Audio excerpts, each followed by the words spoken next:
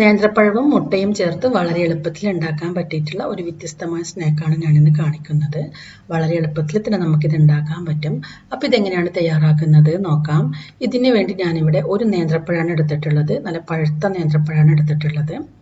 ഇനി നമുക്ക് ഈ ഒരു പഴത്തിന് മിക്സിയുടെ ജാറിലേക്ക് ചെറിയ കഷ്ണങ്ങളാക്കി ഇട്ട് കൊടുക്കാം. അടുത്തതായി ഇതിലേക്ക് ചേർക്കുന്നത് മുട്ടയാണ്. ഞാനിവിടെ 2 മുട്ട എടുത്തിട്ടുണ്ട്. ഈ 2 മുട്ടയും പൊട്ടിച്ച് ഇതിലേക്ക് ഒഴിച്ചു കൊടുക്കാം. ഇനി ഇതിലേക്ക് 1/2 കപ്പ് പാല് കൂടി ഒഴിച്ചു കൊടുക്കാം. ഇത്രയും ചേർത്ത് ഇത് നന്നായി ഒന്ന് അടിച്ചെടുക്കണം. അപ്പം ഞാനിവിടെ പാലും മുട്ടയും പഴവും നന്നായി അടിച്ചെടുത്തിട്ടുണ്ട്. ഇനി ഒരു ബൗളിലേക്ക് 1 കപ്പ് മൈദ ഇട്ട് കൊടുക്കാം. ഇതിലേക്ക് 1/2 ടീസ്പൂൺ ബേക്കിംഗ് പൗഡർ കൂടി ചേർത്ത് കൊടുക്കാം. ആവശ്യത്തിന് ഉപ്പ് കൂടി ചേർത്ത് ഇത് നന്നായി ഒന്ന് മിക്സ് ചെയ്തെടുക്കാം.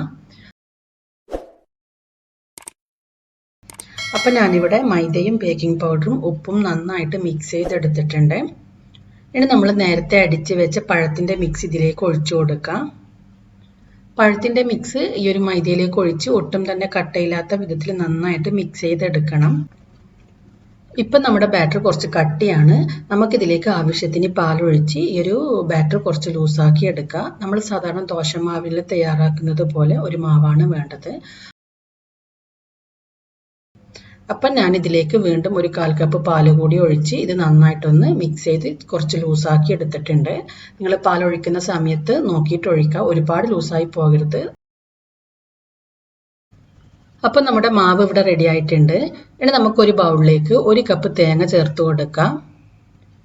ഇനി ഇതിലേക്ക് ചേർക്കേണ്ടത് 1/2 കപ്പ് പഞ്ചസാരയാണ്. പഞ്ചസാര ചേർക്കുന്ന സമയത്ത് നിങ്ങളുടെ മധുരത്തിന് ആവശ്യമായിട്ടുള്ള പഞ്ചസാര ചേർത്ത് കൊടുക്കുക.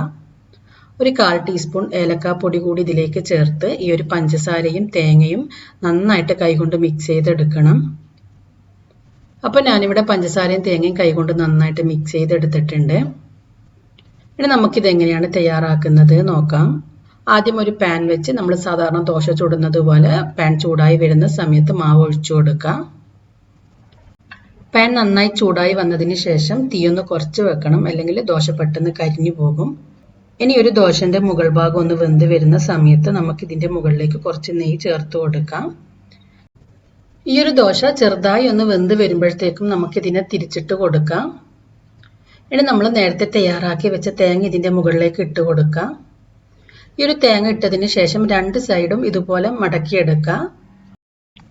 ഇനി ഇതിൻ്റെ കളറൊന്ന് ചെറുതായി മാറി വരുന്നത് വരെ ചെറിയ തീയിലിട്ട് നമുക്കിതിനെ വേവിച്ചെടുക്കാം. ഇതുപോലെ നമുക്ക് മുഴുവൻ മാവ് കൊണ്ടും ചെയ്തെടുക്കാം. അപ്പം വളരെ എളുപ്പത്തിൽ തയ്യാറാക്കാൻ പറ്റിയിട്ടുള്ള നല്ല ടേസ്റ്റി ആയിട്ടുള്ള ഒരു സ്നാക്കാണിത്. തീർച്ചയായും നിങ്ങൾ എല്ലാവരും ട്രൈ ചെയ്ത് നോക്കുക. ട്രൈ ചെയ്ത് നോക്കിയിട്ട് ഇതിൻ്റെ ഫീഡ്ബാക്ക് അറിയിക്കാം.